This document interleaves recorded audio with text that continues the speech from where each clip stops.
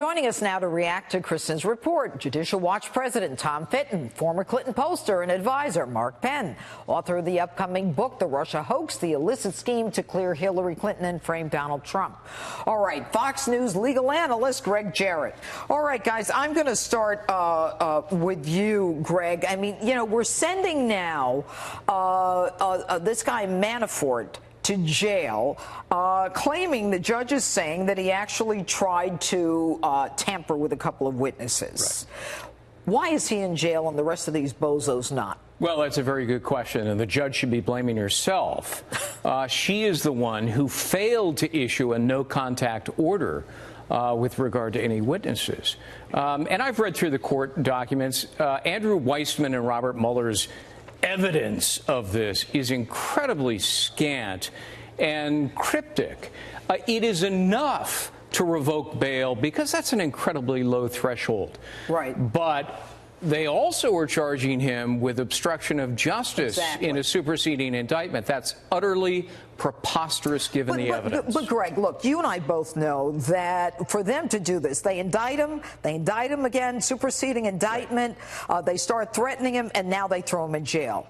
They must be desperate because this is a guy who's charged with a crime that occurred 12 years ago that half the people in Washington who are lobbying should be in the same lockup with him. What do they think he has on Trump? He only was with him for a few months. They know he has nothing on Trump, but that has never stopped prosecutors from putting a document in front of somebody that they're squeezing and say, sign this. They don't care, those prosecutors, about the rule of law and perjury. They suborn perjury by squeezing witnesses all the time, and that is a crime. All right, Tom Fitton, you know, the prosecutor in me and the way I ran an office, they wouldn't allow that kind of thing, but the feds are a different breed of cat. Tom, your take on this whole thing with Manafort being in jail. What do you think they think he's going to say other than perjure himself?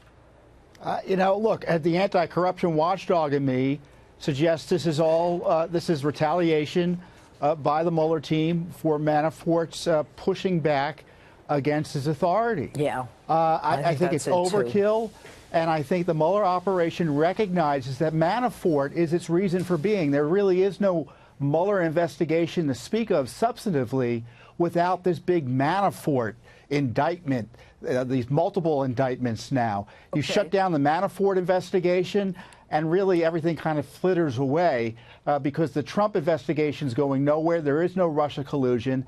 And again, it's a nice distraction from that IG report that confirms the Mueller operation was generated as a result of these crooked FBI agents who hated Donald Trump, who set this thing in motion and were working for Mueller for a good period of time. Frankly, the whole thing's been tainted.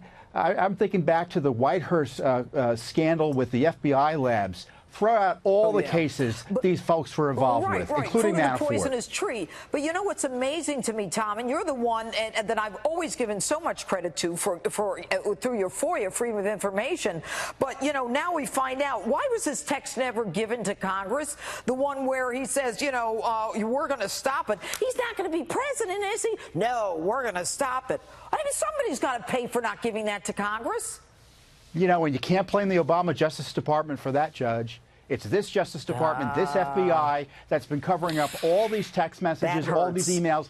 They're fighting us in court right now on every scandal issue the IG has raised. Yep. They haven't given us one text message. They haven't given us the McCabe text messages. Yep. They're holding back information about DOJ collusion during the Obama administration with the Clinton campaign. This Justice Department, not the Obama Justice Department. Yeah. All right. So, Mark Penn, I mean, as you listen to this, and what Tom Fitton says is absolutely the case. This is the Republican Justice Department.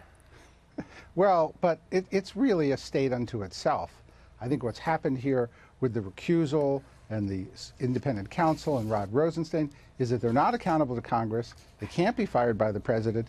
They've kind of come in and created a government of their own here, which we thought when we got rid of the independent counsel statute could no longer happen. And absolutely. And look, you see what's happening with Manafort. I mean, you look, Weinstein is out on $1 million bail. Harvey Weinstein, right. Right. Madoff, $10 million bail.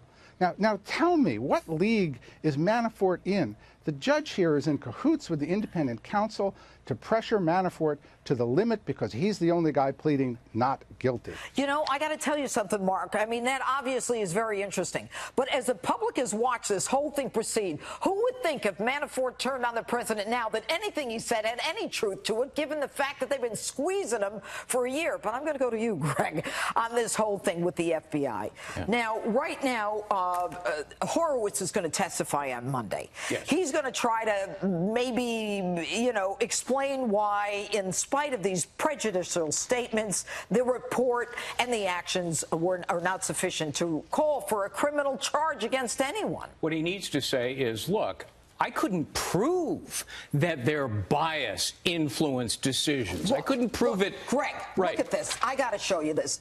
This is proof. It's called 500 pages of proof. Look, it is a compendium of bias, if you will.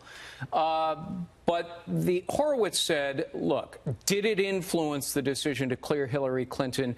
I can't prove it through testimonial or documentary evidence. Well, of course he can't. Nobody puts their crimes in writing. Nobody confesses to Horowitz, we did it for political reasons and obstructed justice. This is crazy. This is crazy. What? Tom Fitton, I tried a lot of murder cases with absolutely no eyewitness testimony. It's called circumstantial evidence. This is more than circumstantial. This is what people are saying. They are describing what their state of mind is. Well, you know, unfortunately, the Inspector General is a typical government bureaucrat. He sees these set of facts, that everything that Hillary Clinton did, all of these decisions that the prosecutors made and the FBI made, that fell down in her favor and helped protect her, they all were perfectly defensible, and he couldn't second-guess them. You know, look, I don't buy any of that. People should read the report themselves, and they're going to see a Clinton email investigation that was a sham that should be reopened, and a Russia investigation irredeemably tainted by this anti-Trump bias. I just can't believe we're still talking about a Mueller investigation after Mr. Strzok said his goal was to stop Trump. Right. Mark, and last question to you. What happens to Jim Comey's book, A Higher Loyalty Now? Well, look, I hope sales are cut off. I mean, the whole way he has acted here in defiance, really, when you look at it now, he was in defiance of everyone when he was FBI director. So you'd expect him to be in defiance of everyone now that he's a private citizen.